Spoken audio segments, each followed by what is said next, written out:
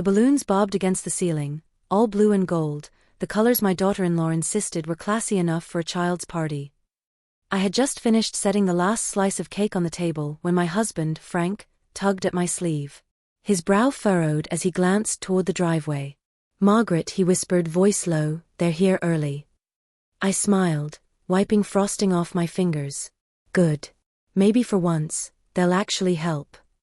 But the moment the silver SUV pulled up, I felt something shift.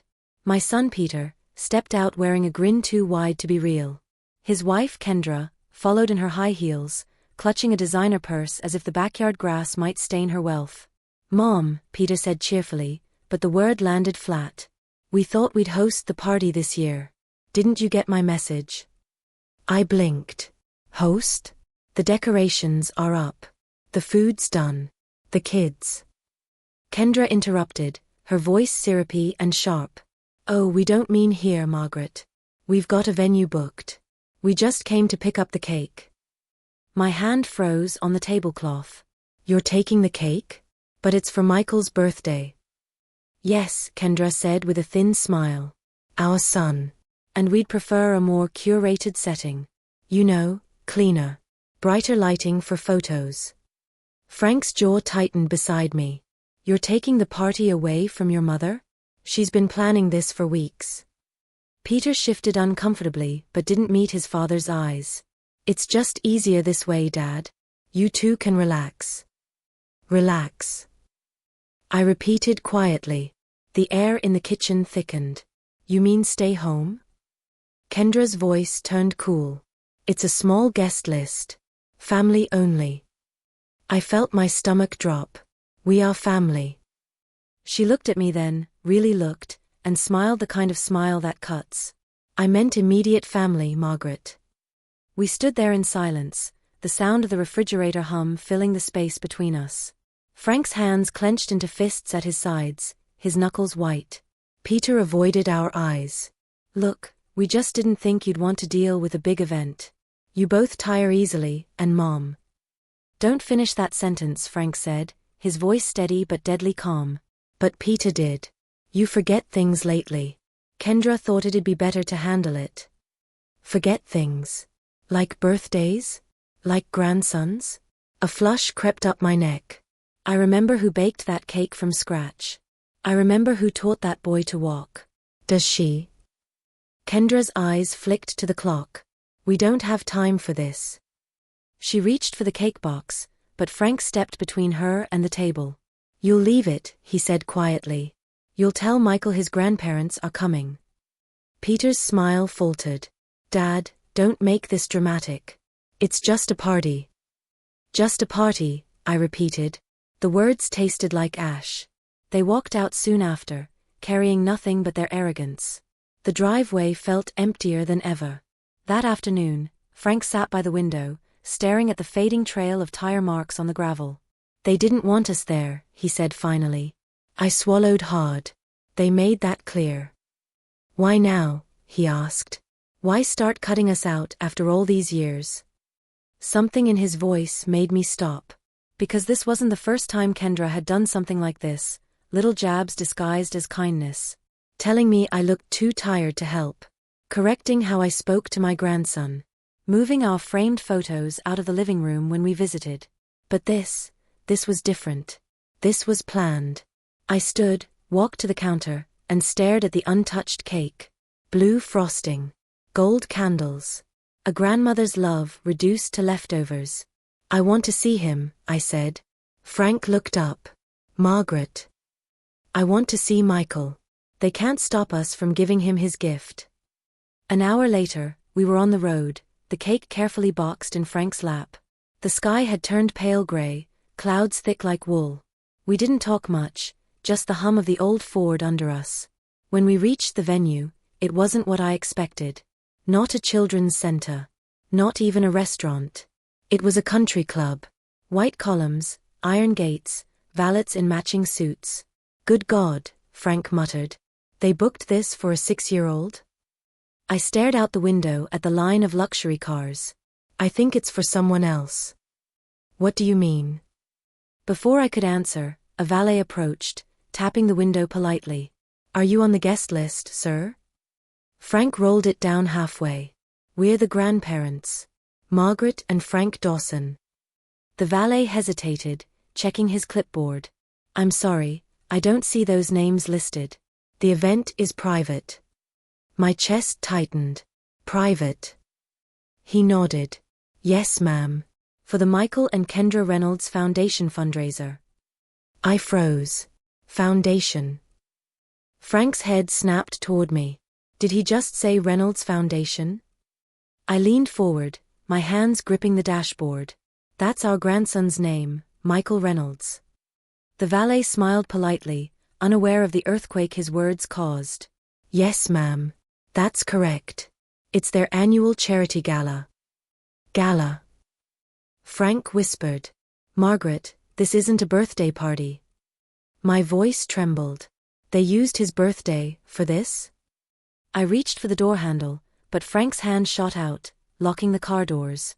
Don't, he said quietly. Frank. He stared straight ahead, his knuckles pale on the steering wheel. Something's wrong.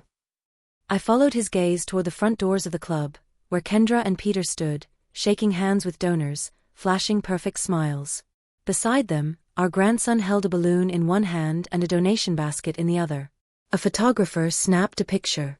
The banner behind them read, The Reynolds Family Foundation, Building a Better Future. Frank's voice broke the silence. They used him, our grandson, for money. And for the first time that day, anger replaced heartbreak. I took a deep breath. Not for long. I turned to Frank, meeting his eyes. Drive home. We need to talk. He nodded once, jaw tight. As we pulled away, I looked back one last time, at the grandson they were turning into a prop, and the family that had forgotten what love looked like. They thought they could shut the door on us. But they forgot who built the house. Because they might own the spotlight, but I still held the receipts. That night, I couldn't sleep. Every time I closed my eyes, I saw that banner again, the Reynolds Family Foundation. My grandson's name, plastered under a logo he didn't understand. The way they used him like a shiny ribbon on a lie. Frank sat at the kitchen table long after midnight, the half-empty coffee pot between us. He hadn't said much since we left the club, but I could tell his silence wasn't peace, it was boiling restraint. I checked online, he said finally, sliding his tablet across the table toward me. Look. The screen showed a website, polished, expensive, professional.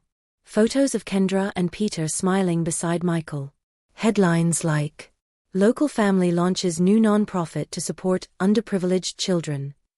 The Reynolds Foundation, turning personal joy into purpose. There was even a donation button. I scrolled down, sponsors, board members, a list of planned initiatives. Then my breath caught. Under founding capital it said, initial funding provided by private family estate, anonymous benefactor. Frank leaned forward. Anonymous, my foot. That's your trust fund money, Margaret. My hands trembled. How could it be? He sighed. Because Peter has access. Remember when we gave him power of attorney over your savings after your surgery last year? I remembered. I'd been in the hospital recovering from a mild stroke, too weak to handle paperwork. He'd said it was just a precaution, to pay bills, cover medical expenses. Frank, I whispered. Do you think he? Yes, he said flatly. He used it. Without asking. I sat there staring at the screen, the world tilting. Every kind word, every promise Peter ever made, all of it unraveled in that moment. He took my money, I said slowly. Our savings. And used our grandson's name to make it look like generosity. Frank nodded grimly. A perfect cover. The donations, the press, the image, it all makes him look noble. But it's your money fueling it. I swallowed hard, my heart pounding in my ears. And Kendra. She knows, Frank said. That woman doesn't breathe without checking the wind first. For a long moment, neither of us spoke. The only sound was the ticking clock above the stove. Finally, Frank reached across the table, placing his hand over mine. We'll fix this. But not by yelling. Not by begging. We'll be smarter than they are. I looked up at him. You have something in mind? He smiled faintly. You used to run the accounting books for the bakery, remember? I think it's time you put those skills to work again. The next morning, I dressed carefully, a simple cream blouse, my pearl earrings, and my old brown handbag. When Frank asked where I was going, I said, to see someone who knows what real charity looks like. That someone was Helen Bishop, an old friend from the church women's group. Helen had run the local community kitchen for years, the kind of woman who could feed 50 people with a sack of potatoes and still send leftovers home. When I walked in, she hugged me tight. Margaret Dawson. It's been ages. What brings you here? I told her everything, the foundation, the gala, the stolen funds. By the time I finished, her eyes were hard as granite. They used your name to start that thing, she said. Lord have mercy. Do you have any proof? Not yet, I admitted.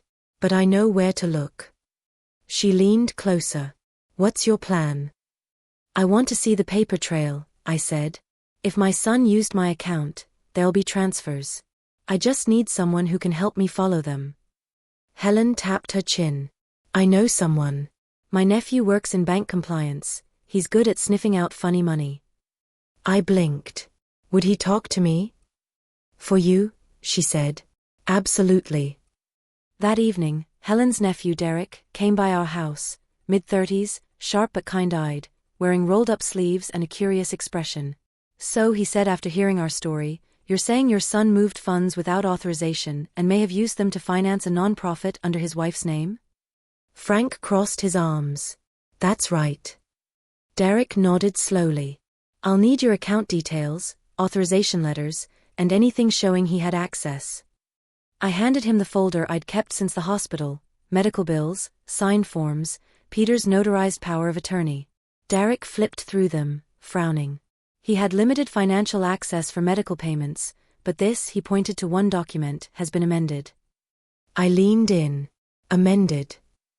He nodded. Someone added an addendum page giving him full access for philanthropic management. The signature looks like yours, but I've seen digital forgeries before. My chest tightened. So he forged my signature? Possibly. I'll verify it, Derek said. I'll pull the transfer history and trace where the money went. How long will that take? I asked. He smiled reassuringly. A couple of days. Then we'll know exactly what we're dealing with. The next 48 hours felt like walking on glass. Frank tried to distract me, yard work, TV, even baking, but every minute crawled. When Derek finally called, his voice was grim. I found it, he said. He moved $340,000 from your savings into an investment account under the name Mr. Foundation Holdings. That's your money funding the charity. I gripped the phone tightly. Can I get it back? Maybe, he said. But if we go through the bank, he'll be alerted. My advice? Gather more evidence first. Build a case. Quietly. After I hung up, I turned to Frank. He stole our life savings. Frank nodded. Then let's make sure he pays with something money can't buy, his reputation. That evening, we drove past Peter and Kendra's mansion on the hill. From the outside, it looked perfect. Manicured lawn, glowing windows, a shiny new SUV in the driveway. But through the glass, I saw something different, a family built on secrets. Kendra sat at the dining table with her laptop, scrolling through what looked like social media comments from the gala. Peter paced nearby, phone to his ear, his voice sharp. I couldn't hear the words, but I could read his expression, stress, fear, and the first cracks of guilt. Margaret, Frank murmured, you're not thinking of going in there, are you? Not yet, I said quietly. But soon. The next morning, I returned to Helen's community kitchen. She was stirring a pot of soup when I walked in. Any luck? She asked. I have proof, I said. But I need a way to make it public, without it looking like revenge. Helen smiled slyly. I might have an idea. She pulled a flyer from her bulletin board, Local Heroes, a night of giving back. The local papers covering it. They love stories about honest charity. If you come, I'll make sure your story gets told, carefully. I hesitated. Wouldn't that make things worse? Not if you tell the truth, she said. And you've got truth on your side.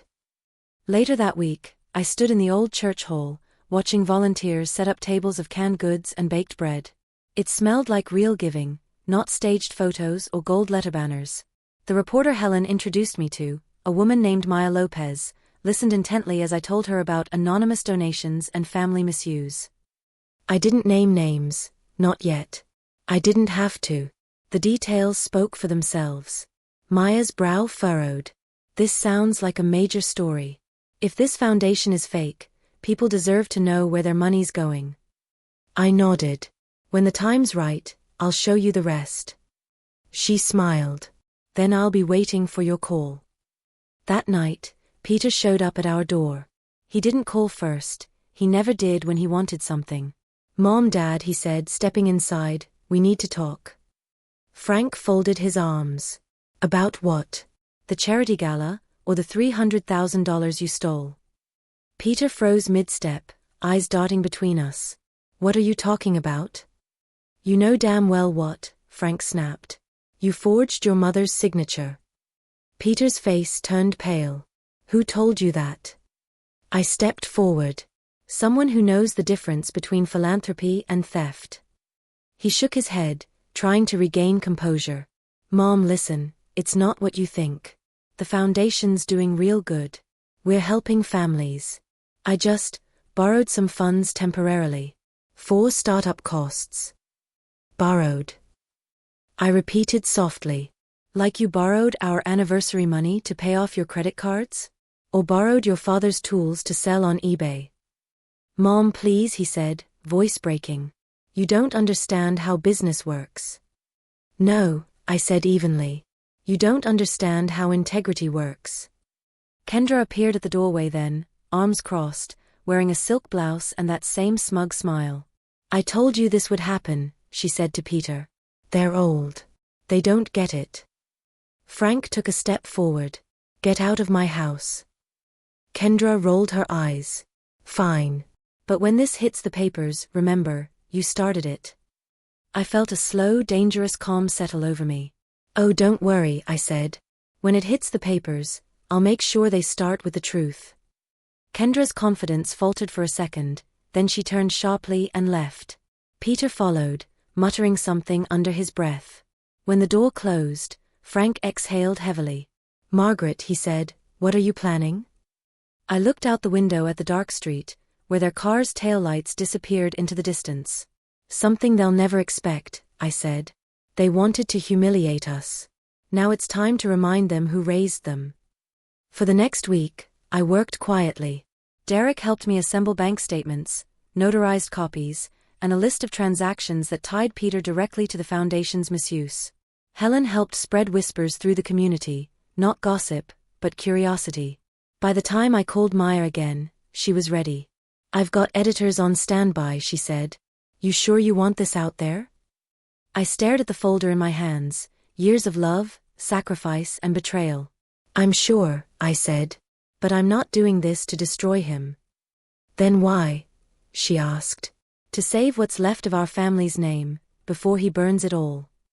2 days later, a headline appeared online. Local nonprofit under scrutiny for misuse of funds, source claims elderly benefactors' savings exploited. The article didn't name names, but everyone knew. Within hours, social media buzzed. Donors began asking questions. The board pulled back their support. That evening, Peter called again, voice trembling. Mom, what did you do? I answered calmly. I told the truth. Maybe now you'll learn what class really looks like. That night, Frank stood beside me on the porch, the cool air brushing our faces. He handed me a cup of tea. You really did it. I nodded. And tomorrow, it's going to get bigger. How? He asked. I smiled faintly. Because tomorrow's Michael's school fundraiser. And guess who's on the guest list with the local paper? Frank's eyes widened. You wouldn't. I looked out toward the dark horizon. I would. And I'll make sure our grandson knows the truth, not through gossip, but through grace. The next morning, I woke up before sunrise. The air smelled like rain and change. I brewed coffee, poured 2 cups, and took one out to the porch where Frank was already sitting, his newspaper folded on his lap. They're not going to stop, he said without looking up. You embarrassed them. Now they'll come for sympathy. I sipped my coffee slowly. Then let's give them more attention than they can handle. He raised an eyebrow. What are you planning, Margaret? I smiled faintly. Something honest. Later that afternoon, I drove to Michael's elementary school with a basket of cupcakes and a folder tucked neatly under my arm. The sign out front read Spring Fundraiser, Help Our Kids Grow. Parents bustled about with decorations and bake sale tables. The air buzzed with cheerful noise, children's laughter, folding tables scraping against the gym floor, the smell of popcorn machines. I spotted my grandson instantly. He was helping hang paper stars near the stage, his little hands covered in glue. When he turned and saw me, his eyes lit up. Grandma. He ran into my arms, and for a moment, everything else disappeared. His small body pressed against mine, and the ache in my chest softened. I missed you, sweet boy, I whispered. I missed you too, he said. Mom said you were tired. I smiled sadly. Well, I feel better now. Then I saw her. Kendra, in a fitted pastel suit and high heels, standing by a donation booth with her perfect smile and her phone camera ready. Every time someone dropped $1 in the jar, she snapped a photo and said, "This will go straight to the foundation's next project." Of course. They were still using that name. Peter stood beside her, shaking hands with the principal, pretending to be the golden sun. When Kendra's eyes met mine, her smile froze for half a second, then returned, brittle and wide. Margaret. What a surprise. I walked over, calm and polite. I thought I'd bring some cupcakes. Homemade. Her tone dripped with false warmth. That's so sweet. But you really didn't have to. I wanted to, I said. It's nice to be part of a real fundraiser again. Peter shifted uncomfortably. Mom, this event's just for the school, not the foundation. I know, I said. That's why I came. The principal, Mr. Rayner, smiled at me. Mrs. Dawson, I remember you. You used to organize the holiday bake drives. That's right, I said. We didn't have fancy logos, but we raised real money. Kendra's jaw tightened. I placed my cupcakes on the bake sale table next to the foundation's donation jar. And then quietly, I opened my folder and laid out a single printed flyer, an article headline. Local nonprofit under review, source claims elderly benefactors' funds misused. The paper still smelled like fresh ink. Parents leaned in to read it. One of them whispered, "Isn't that the Reynolds Foundation?" Another murmured, "That's Peter and Kendra, right?" Oh wow. Kendra's eyes went wide. "What do you think you're doing?" she hissed. "Sharing the truth," I said evenly. "Isn't that what good charities do?" Peter stepped closer, voice low and trembling. "Mom, you're making a scene." I met his gaze without blinking. "So did you. You just did it with better lighting." He exhaled through his nose, forcing a smile for the nearby parents. "Let's take this outside." We walked into the hallway near the lockers, away from the crowd but not too far. Frank followed, silent and steady. Peter ran a hand through his hair. "You had no right to talk to the press." "I had every right," I said.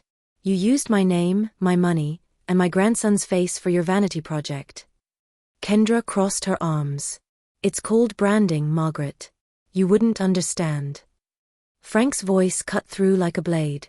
"What I understand is fraud." She paled slightly but recovered fast. "You can't prove anything." I reached into my folder and pulled out a stack of papers. "Actually, I can. Bank statements. Forged signatures.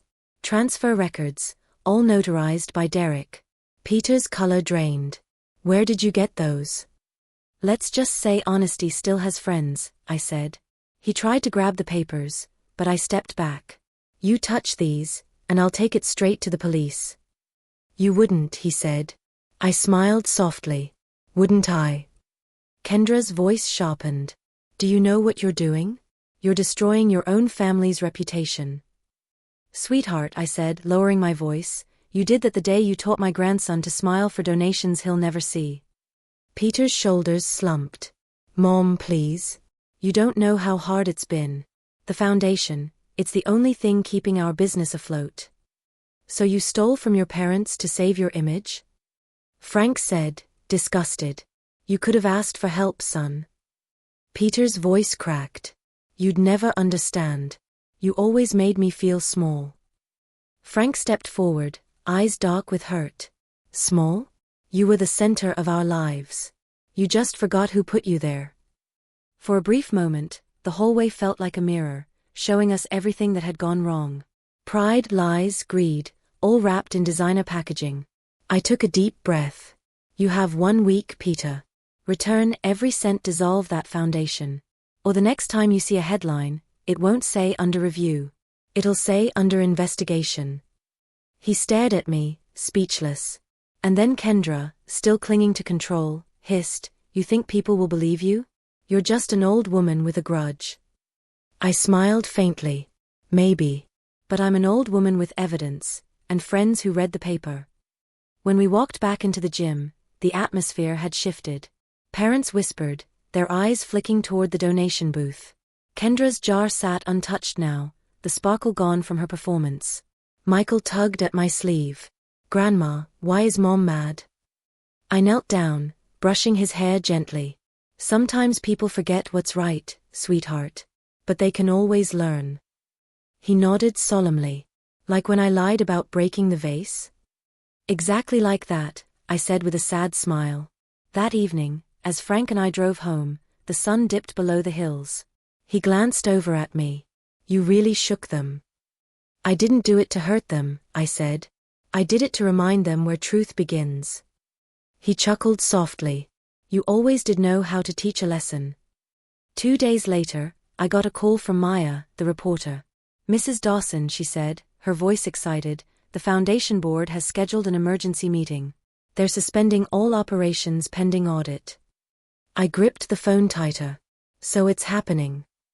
Word spreads fast when community donors start pulling out, she said.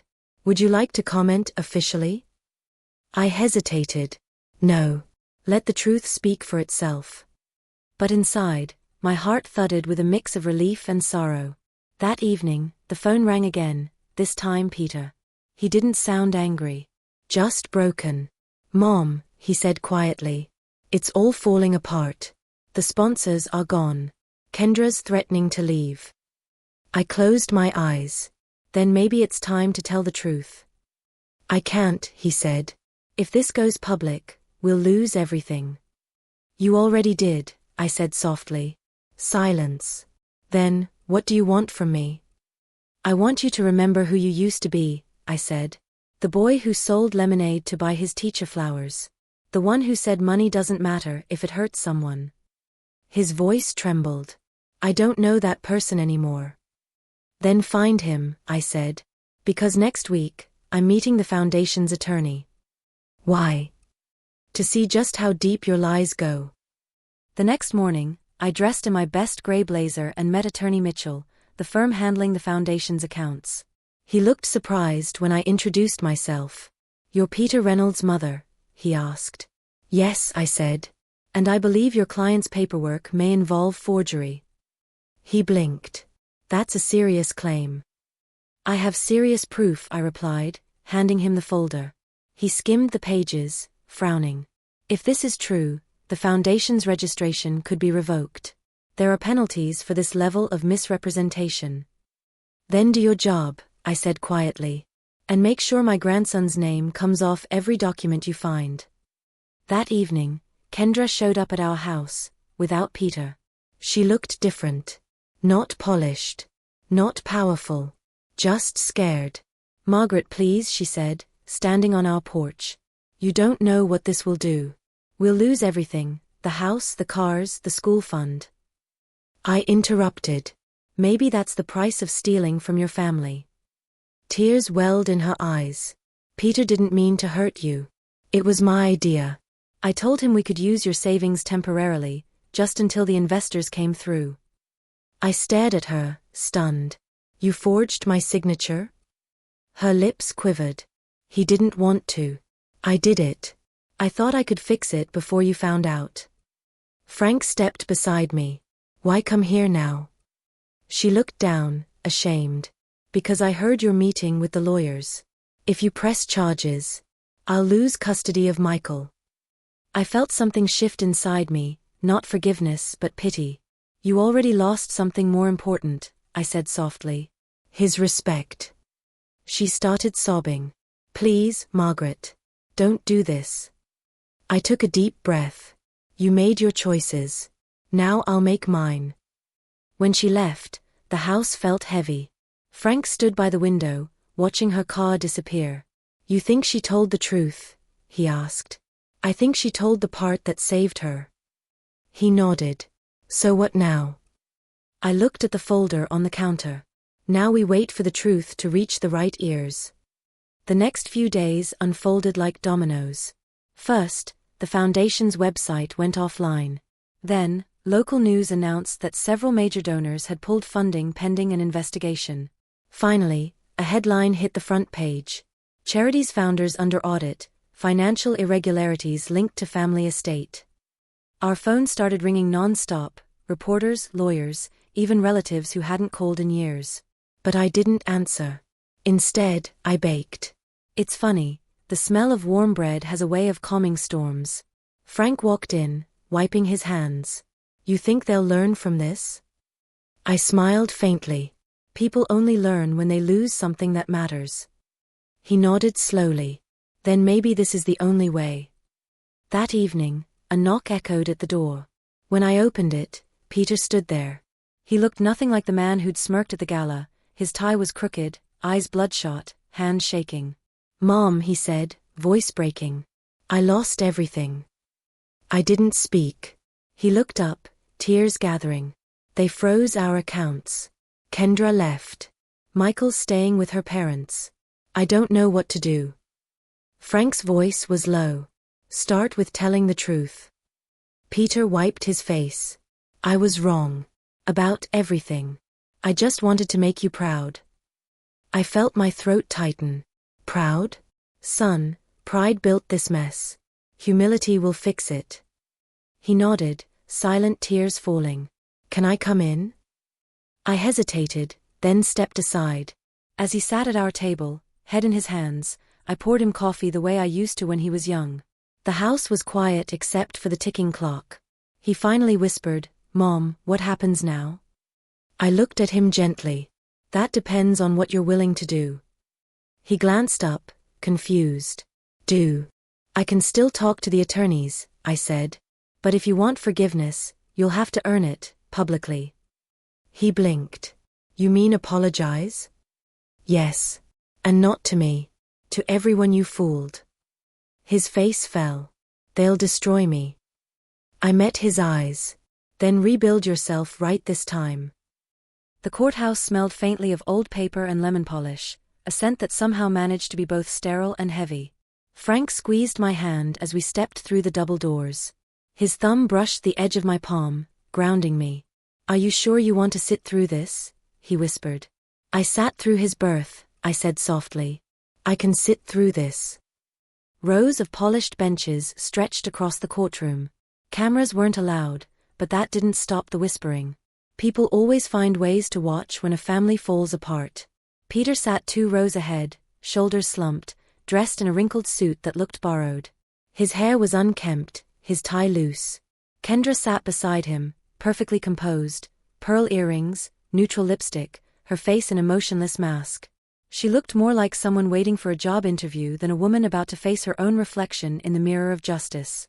The bailiff called the room to order, and the judge entered, a stern woman with salt and pepper hair and a gaze that could slice through pretense like a knife through paper. Reynolds Foundation hearing, case 2025-321, the clerk read aloud. Financial misuse, falsified documents, unauthorized transfer of funds. Every word landed like a hammer. Peter's lawyer, a young man with nervous energy, stood. Your Honor, my clients, Peter and Kendra Reynolds, fully intend to cooperate. They acknowledge administrative errors but insist there was no criminal intent. The judge leaned forward. Administrative errors involving $300,000? Peter shifted in his seat, his face pale. Your Honor, his lawyer continued, my client's elderly mother granted financial access for philanthropic reasons. I stood before he could finish. That's a lie. The judge's eyes flicked to me. And you are? Margaret Dawson, I said firmly. The so-called elderly mother. The one whose money was taken without permission. The room stirred. A few people whispered. Kendra turned slightly, her jaw tightening. The judge gestured toward me. You'll have your turn, ma'am. But since you've spoken, I assume you have documentation. I held up the folder in my hands. I do. Originals, notarized copies, and verification from the bank's compliance officer. Approach, the judge said. As I walked toward the bench, the sound of my shoes on the polished floor echoed louder than it should have. Peter avoided my eyes. Kendra stared straight ahead. I placed the folder on the clerk's desk. Your Honor, I gave my son temporary financial authority while I was recovering from surgery. He altered the document digitally to gain full control of my accounts. That money was used to fund a private venture under the disguise of charity. The judge flipped through the papers, her brow furrowing. This is a forgery, she said flatly. And a poor one. Peter's lawyer stammered, Your Honor, if I may. She cut him off. Don't. I've seen cleaner scams from high schoolers. A ripple of uneasy laughter broke in the back row. Frank shifted beside me. His hands were steady now, calmer than I'd seen in months. The judge looked directly at Peter. Mr. Reynolds, do you deny your mother's claims? Peter opened his mouth, but no sound came out. His lawyer nudged him. Finally he said, No, Your Honor. I don't deny them. Kendra's head snapped toward him. Peter. He swallowed hard. It's true. I changed the document. I took the money. I thought I could replace it before she found out. The judge's expression didn't soften. And your wife? Kendra straightened, her voice cool and measured. I didn't know the money came from her account. I trusted my husband's word. The judge tilted her head. Interesting. Because your name appears as co-signatory on several withdrawal slips. Kendra froze. That's impossible. Not according to your handwriting, the judge said, sliding a paper across the bench. Kendra's eyes widened. She leaned in, and the blood drained from her face. Even from my seat, I could see it clearly. The looping K at the start of Kendra Reynolds. The same loops she practiced in college when she used to sign love letters. The judge sighed. You two built a tower out of lies and called it charity. But the foundation was theft. I felt a strange mix of grief and vindication, like watching a fire burn down a house you no longer wanted to live in. Kendra turned toward me, her composure cracking for the first time. You don't understand, Margaret. We were drowning. You have no idea what it's like to feel small all the time. I met her gaze. Oh, I do. The difference is, I never stole to feel tall. Peter's shoulders shook. He looked up at me, tears slipping down his face. Mom, I'm sorry. I don't know what I was thinking. The judge's gavel came down lightly. Save it for sentencing, Mr. Reynolds. Her tone softened slightly when she looked at me. Mrs. Dawson, thank you for your clarity. The court will review restitution options. I nodded and stepped back, my knees weak. Frank's hand caught my elbow before I stumbled. Outside the courtroom, the air hit me like a wave, cool, sharp, real. I leaned against the stone column, breathing deeply. Maya, the reporter, was waiting by the steps with her notepad. Mrs. Dawson, she said gently, I know this must be hard. But the truth you shared helped uncover something big. People are already reaching out, donors, investigators, even other victims of fake charities. I blinked. Other victims? She nodded. Turns out, the Reynolds Foundation wasn't their first philanthropic project. They've done this before, smaller scams, private loans, unpaid vendors. My stomach turned. They built their whole life on other people's money. Until they met someone who kept her receipts, Maya said softly. That night, I sat at the kitchen table staring at the old family photo on the wall. Peter as a boy, flour on his nose, holding the first batch of cookies he baked with me. He couldn't have been more than 9. He looked proud, honest, unspoiled. Frank sat across from me, silent. The clock ticked between us. Finally he said, You know this isn't the end. I know, I said. But maybe it's the start of something better. He nodded. The truth's out. That's more than most families ever get. The next morning, my phone buzzed, a number I didn't recognize. When I answered, a polite voice said, "Mrs. Dawson. This is Detective Klein from the County Financial Crimes Unit. We'd like to follow up on the Reynolds case." I exhaled slowly. "What do you need?" "Just a statement confirming your son's access and any other funds that may have been misused," he said. "I'll come by today," I replied.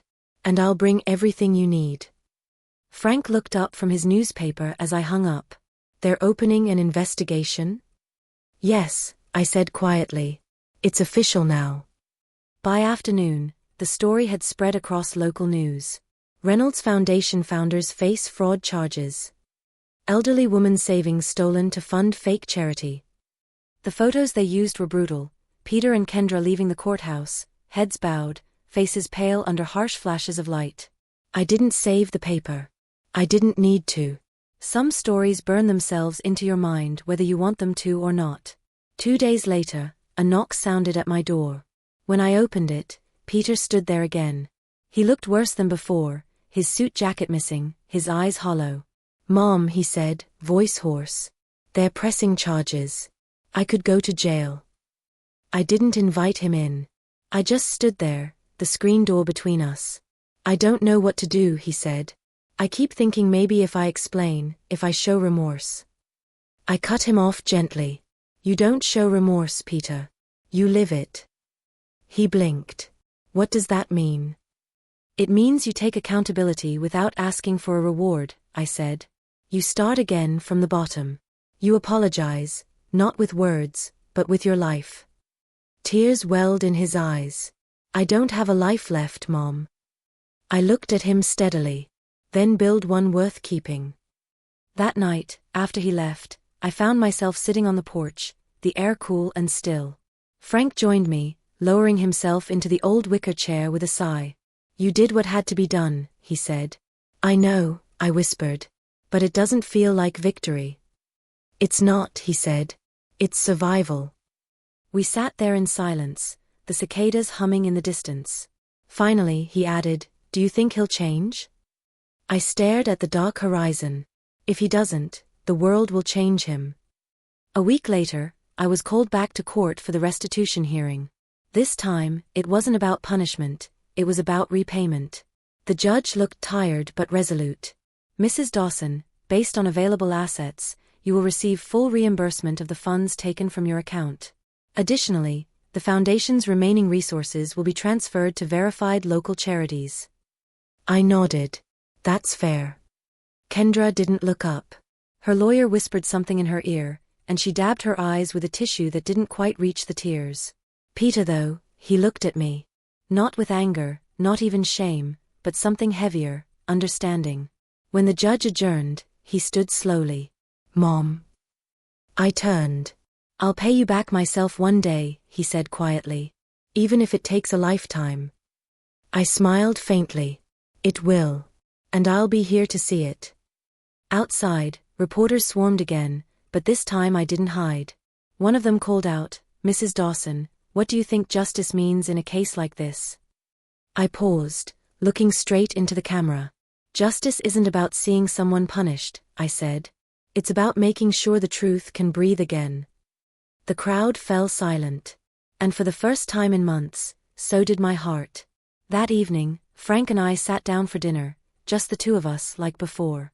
The house felt peaceful again, though a little emptier. He reached for my hand. "You know," he said softly, "you've always been the quiet kind of strong. The kind people don't notice until it's too late." I smiled. "Maybe that's the best kind." He chuckled. "What now, Mrs. Dawson?" I looked at the framed photo of Michael on the mantel. "Now, I focus on what still matters. I can't fix my son, but I can still teach my grandson what honesty looks like." Later that night, my phone buzzed again.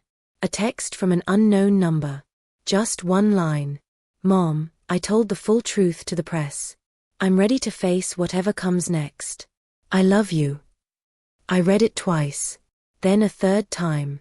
And for the first time since that day at the country club, I felt something unexplainable, not forgiveness, not relief, but release. The phone wouldn't stop ringing. At first, I thought it was another reporter, another round of questions about Peter's trial, about the money, about the elderly mother who uncovered a family scandal. But when I finally picked up, the voice on the other end was different, colder, official. Mrs. Dawson? This is Detective Klein again. I'm afraid we have a development in your case. My stomach dropped. A development? He hesitated. Yes, ma'am. We've received an anonymous report suggesting you were aware of the account transfers earlier than you claimed, that you may have benefited. I froze. Benefited? Yes, he said. We just need to clarify a few things. Could you come down to the station this afternoon? By the time I hung up, my hands were trembling so hard I had to set the phone down before I dropped it. Frank looked up from the couch, reading my face like an open book. What's wrong? They think I was involved, I whispered. That I knew about the money. Frank stood slowly, his jaw tightening.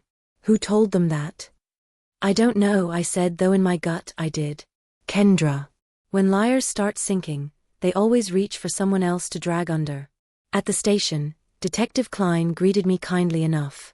He offered me water, a chair, and a polite smile that didn't quite reach his eyes. We just need to clarify the timeline, he said. You said your son altered the power of attorney documents while you were recovering from surgery last year, correct? Yes. And you didn't notice the money leaving your account until months later? That's right. He nodded slowly. Yet we found a transfer to your joint household account during that period, $5,000 labeled as a reimbursement from the foundation. My brow furrowed. A reimbursement?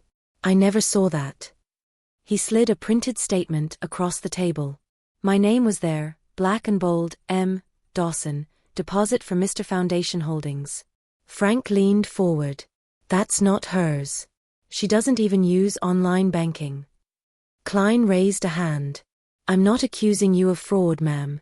But the paperwork shows your credentials were used. We just have to determine by whom.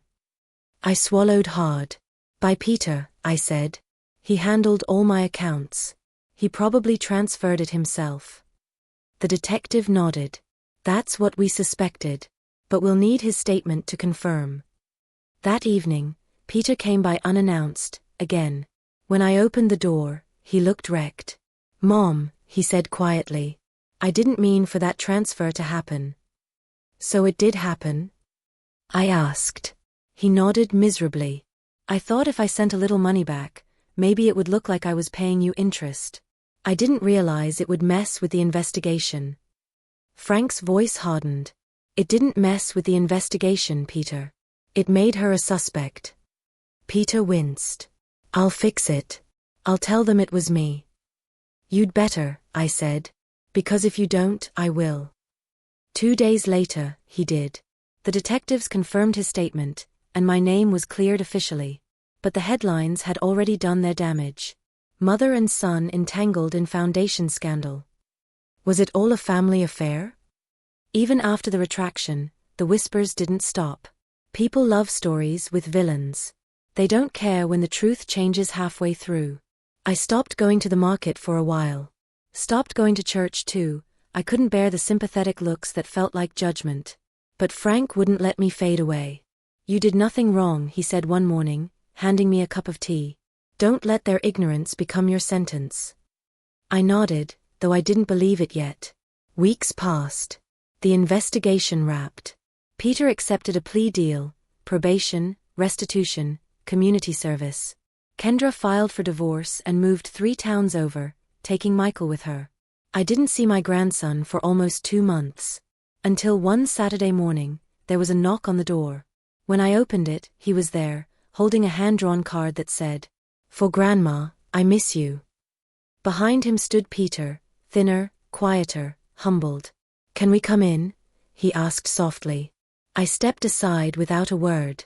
Michael ran straight into my arms, babbling about school, friends, and a new teacher who let him draw dinosaurs during math. Peter stood near the window, hands in his pockets. "I don't deserve to be here," he said. "No," I said gently. "But you're here anyway. That's a start." He looked up, eyes red. I told them everything, Mom. The papers, the investigators, I didn't leave anything out. I wanted you to know that. I already did, I said quietly. The truth always comes home, Peter. It just takes the long way sometimes. Over the next few weeks, he started coming by more often. At first, just to check in. Then to help, fixing the porch light, mowing the lawn, cooking Sunday breakfast with Frank. He wasn't the same man anymore. There was a fragility to him, but also something stronger underneath, a kind of humility that only comes from losing everything and still waking up. One evening, after dinner, he asked, "Do you think Michael will ever understand?" "Maybe not now," I said. "But someday. You'll show him what redemption looks like, not tell him." He nodded. "I'm trying." "I know," I said. "And that's enough." A month later, a letter arrived from the local paper. Inside was an invitation, an award ceremony for citizens who restored integrity in the community. They wanted to honor me for exposing corruption within family-run charities. I almost laughed. I never wanted a spotlight, I just wanted peace. But Frank insisted. "You should go," he said. "Not for them. For yourself." So I did. The hall was packed that evening, local officials, reporters, townspeople. When they called my name, I walked to the stage slowly, the room clapping politely. The mayor handed me a plaque, but I didn't look at it. I looked at the audience, and saw Peter, standing in the back, holding Michael in his arms. The little boy clapped the loudest. The microphone hummed softly as I spoke. "I never wanted to be here," I began. "Not like this." No mother dreams of seeing her name in the papers beside words like fraud or scandal. But sometimes, life teaches you that love isn't about protection, it's about correction. I didn't expose my son to destroy him. I did it to save the truth before it drowned in excuses. The room went still. I took a breath and smiled faintly. Family doesn't mean we never fail each other. It means we help each other rise after we do. When I stepped down, the applause felt quiet but sincere. After the ceremony, Peter approached me, tears in his eyes. "You didn't have to speak kindly about me," he said. "Not after everything." "I wasn't speaking kindly," I said. "I was speaking honestly." He laughed softly through his tears. "That's worse." I smiled. "Then maybe you're learning something." Over the next few months, he began volunteering at the very community kitchen where Helen worked. Word spread quickly, not about his mistakes, but about his work ethic. He never bragged. Never asked for attention. He just showed up, washed dishes, served food, and smiled at strangers. One afternoon, Helen called me. "You'd be proud of him, Margaret. He's not the same man." I smiled. That's the idea. By spring, things felt lighter. The scandal had faded from headlines. The whispers had quieted. One Sunday morning, I stood at the window watching Michael chase fireflies in the yard, his laughter carrying through the open door. Peter stood beside him, helping him catch one in a jar. Frank came up behind me, wrapping an arm around my waist. "See," he said softly. "That's what truth does. It doesn't destroy families. It rebuilds them." I nodded, my eyes damp. Even if it takes breaking first. Later that evening, Peter and Michael stayed for dinner. After dessert, Peter placed a small envelope on the table. "What's this?" I asked. He smiled nervously. "Something I've been working on. Open it." Inside was a printed document, a new foundation registration form. At the top, in bold letters, "The Dawson Family Grant, supporting small-town schools." My chest tightened. "Peter." He shook his head quickly. "Not like before. This one's different. Transparent. Accountable. I already have 2 board members, Helen and the principal from Michael's school. I'm not touching the money. I'm just volunteering." Tears filled my eyes. "Why use our name?" "Because," he said quietly, "you taught me what it should stand for." Months later, I attended the foundation's first fundraiser, a modest event in the same school gym where it had all started. No chandeliers. No photographers. Just paper banners, real laughter, and honest giving. Peter gave a short speech about second chances, then stepped aside to let Michael introduce the guest of honor. "Everyone," my grandson said, clutching the microphone, "this is my grandma. She's the reason this all started. Because she never gave up on my dad." The room applauded. I covered my mouth, tears slipping down my cheeks. Frank squeezed my shoulder. "That's your real award," he whispered. When it was over, I walked outside for air. The evening sky was streaked with pink and gold, the air warm and sweet. Peter joined me on the steps. "You know," he said, "when Dad told me the truth would change everything, I thought he meant it would destroy me. But it didn't. It rebuilt me." I smiled faintly. "That's what truth does. It hurts before it heals." He nodded. "Thank you for letting it hurt." I touched his cheek. "Thank you for letting it heal." That night, as Frank and I drove home, he said, "You did good, Margaret." I looked out the window, the stars reflecting on the car glass. "No," I said softly. "We did good. We raised a son who fell hard, but stood back up." He reached over and squeezed my hand. "And a grandson who'll never forget the lesson." I smiled. That's all the legacy I ever wanted. When we got home, I placed the award plaque from the ceremony on a small shelf by the window. Beside it, I set a new photo, Peter, Michael, and me, smiling at the school fundraiser, the kind of smile that doesn't come from pride but peace. The plaque's inscription caught the light.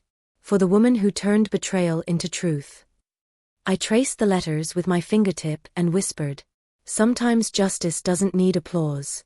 It just needs witnesses."